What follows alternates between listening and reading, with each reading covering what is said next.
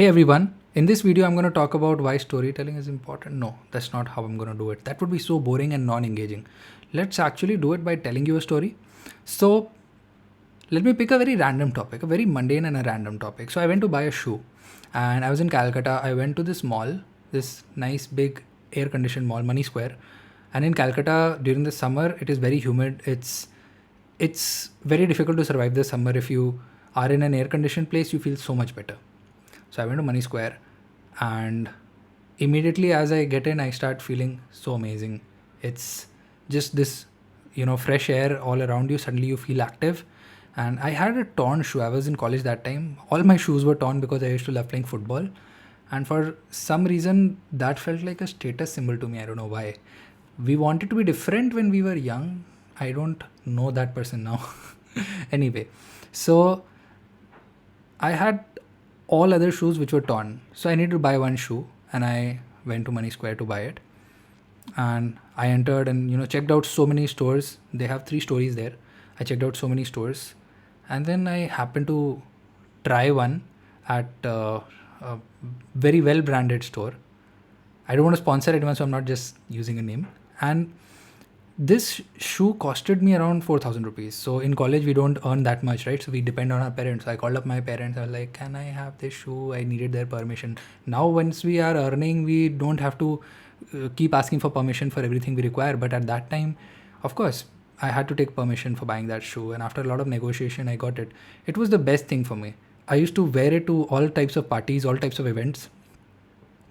I had started, I felt more active when I wore that shoe. And I used to play football wearing that also. But for some reason, it was good quality. Maybe I felt it was good quality. It lasted well. Now, after I bought it, just around 2 weeks later, I was passing by this area in Calcutta called Bada Bazaar. I was not going there, I was just passing by that area for some work. And on the footpath, I saw the same piece. And so that vendor was selling it on the footpath. I went to him and I was like, how much is this for? Now at Money Square, I had bought it for 4,000 rupees. And now I ask him how much is it for? And this person says, it's 250 rupees. And in that also, I think he would have negotiated and come down to maybe 200 or something. So I felt like, okay, did I just overpay for a shoe just because a brand sold it to me that way?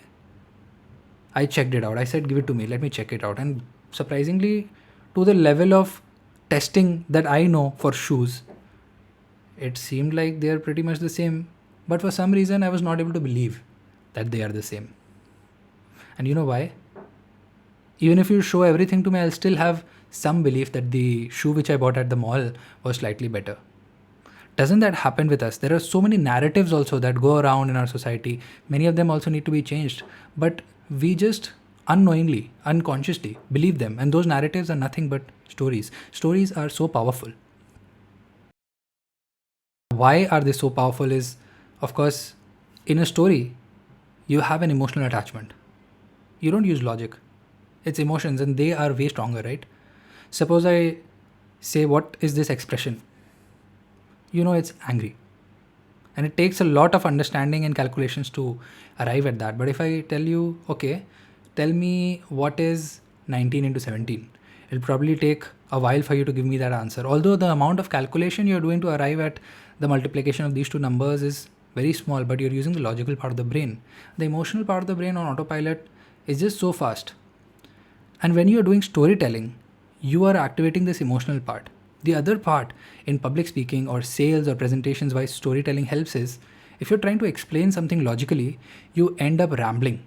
You end up giving this fact and then connecting it to 5 other facts, and you produce such a web of facts and want people to 3-dimensionally think and relate to all of them.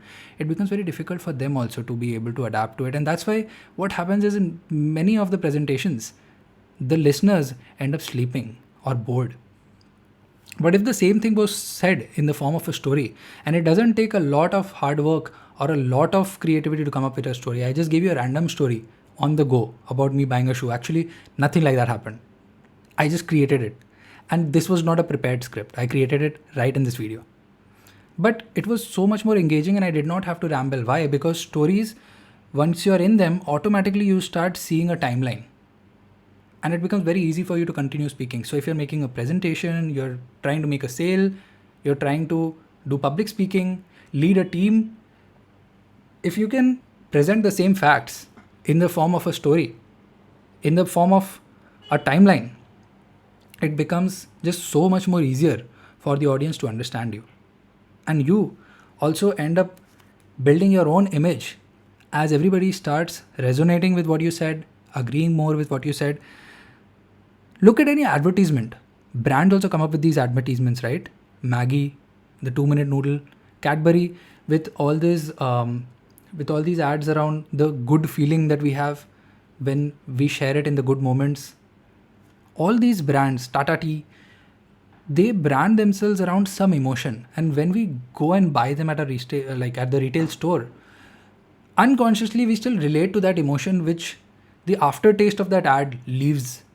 When we watch it, we still resonate with that emotion for that brand and that product. And that is why storytelling makes it so powerful.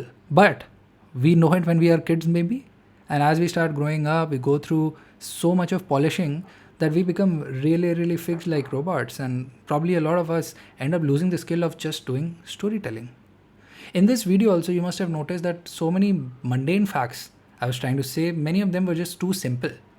But if I present them with a bit more emotion, with better storytelling, it just becomes more engaging. You still want to hear it for a longer time.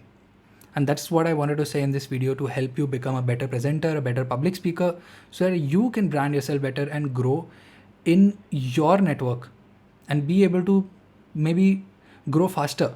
So that's it in this video. I hope it gave you some value, and I'll see you in the next one where we're going to talk about productivity, public speaking, and a lot of other things. Stay in touch and do subscribe to the channel because it helps us stay better in touch. Do press the bell icon also, because then you'll know exactly when the videos come out. See you soon. Bye. So, hey everyone. Hold on one second. So